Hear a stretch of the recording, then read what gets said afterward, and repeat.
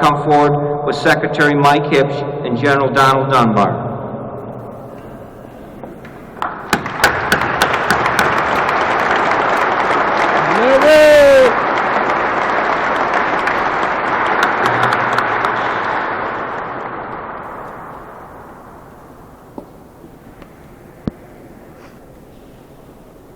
Attention to orders.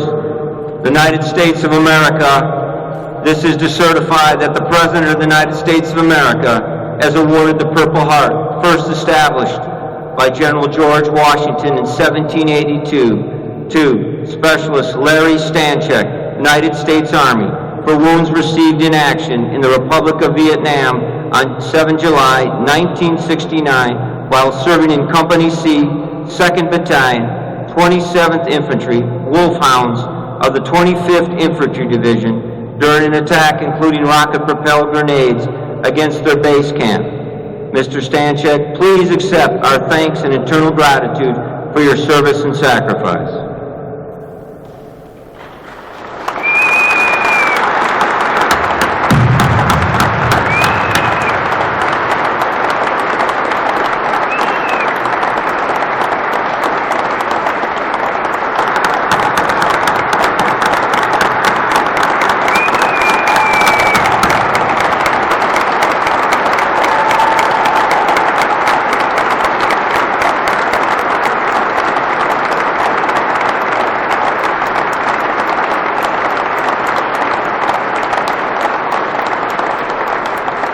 We'll now have comments from Mr. Stanczyk.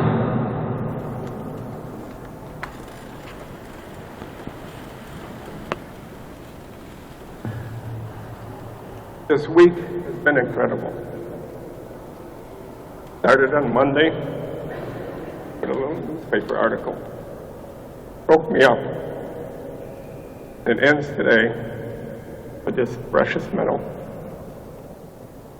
I want to take this time to thank the Department of Veterans Affairs, to everyone here today, to Carla for the opportunity to be here, for Leon Blinkenberg, the Department of Veterans Affairs, who facilitated the whole process for me to receive this precious medal.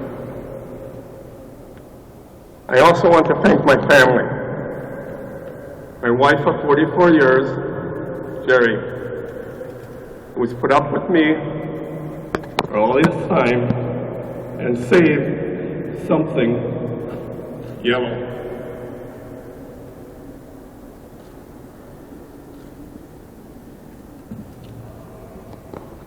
I want to thank my children, Ryan, Steve, and Angela, for the support and encouragement to continue. And I want to thank Brianna. She's the person who this is for. I had a speech all written up, but after this newspaper article and everything that happened today, I couldn't add anything to it. So I will share something else about Vietnam. 2 months ago, I went to a class reunion in Roswell, Wisconsin. Our classes were so small that we have to take 6 years and put them together to have a reunion. When I was there, I found out that most of my classmates served in Vietnam. And as we were talking, one of my classmates came up to me and said, "Larry, you were in infantry. You were in 25th Division. I recognize the strawberry." I said, "Yes, 2nd of the 27 Wolfhounds. I was in a 4th platoon, Company C, mortars." And he says, "Man, you guys went through a lot of crap." And then he said, I didn't have any combat. I was in supply."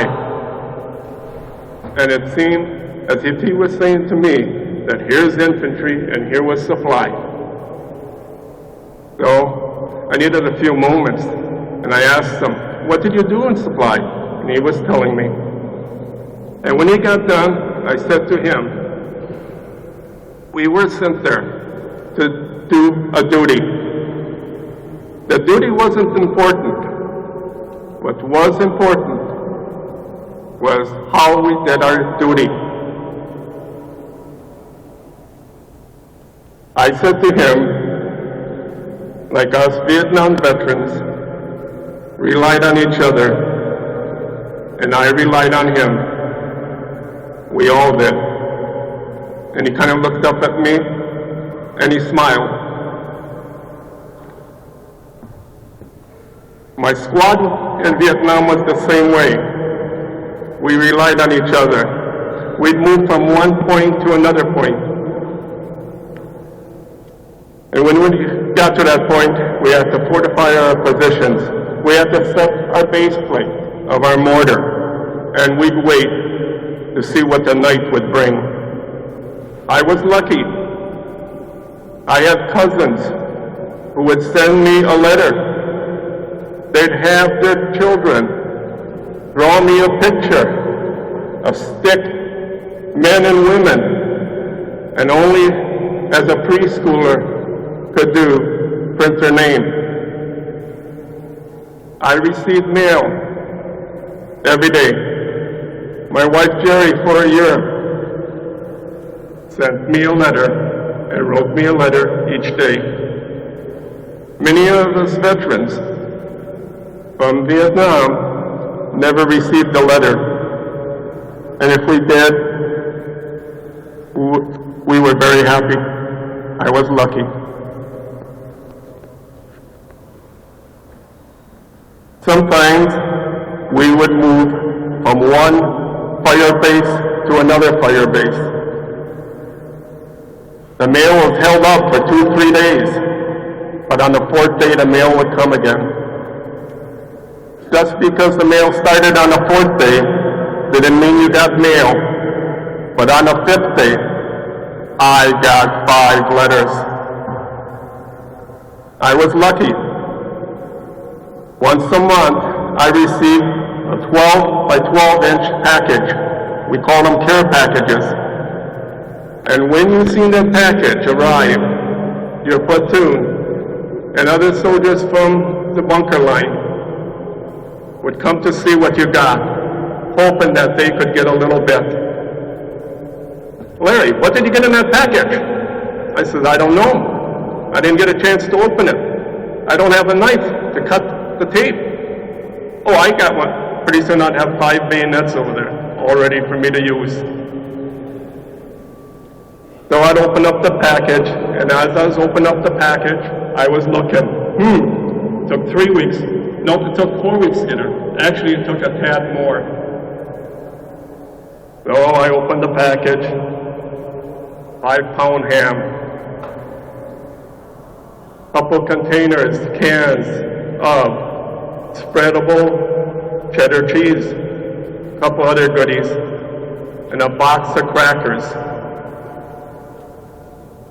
The crackers were special crackers. They weren't just saltines. They were special. They were Ritz crackers.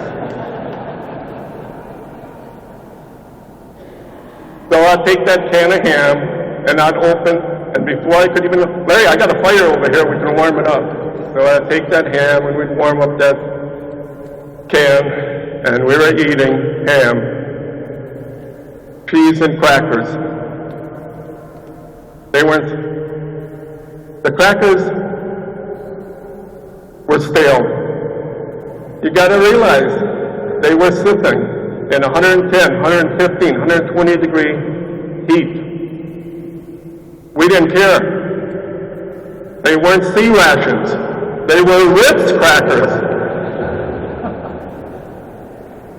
In 15 minutes, it was all consumed.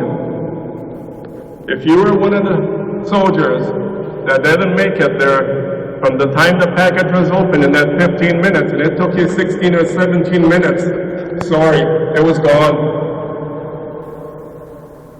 I was lucky. The person that sent that package didn't know how many soldiers she touched with a box of stale Ritz crackers. It's hard for me to believe that the troops that we have across the seas don't have the same need. A need to know someone back home cares. Thank you.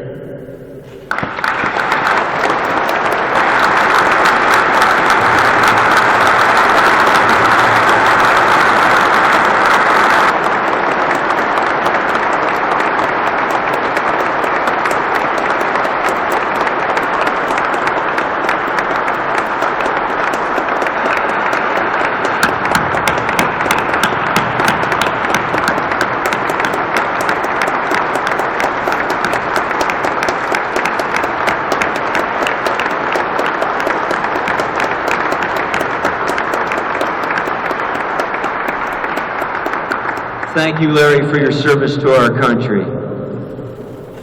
I want to thank all the veterans.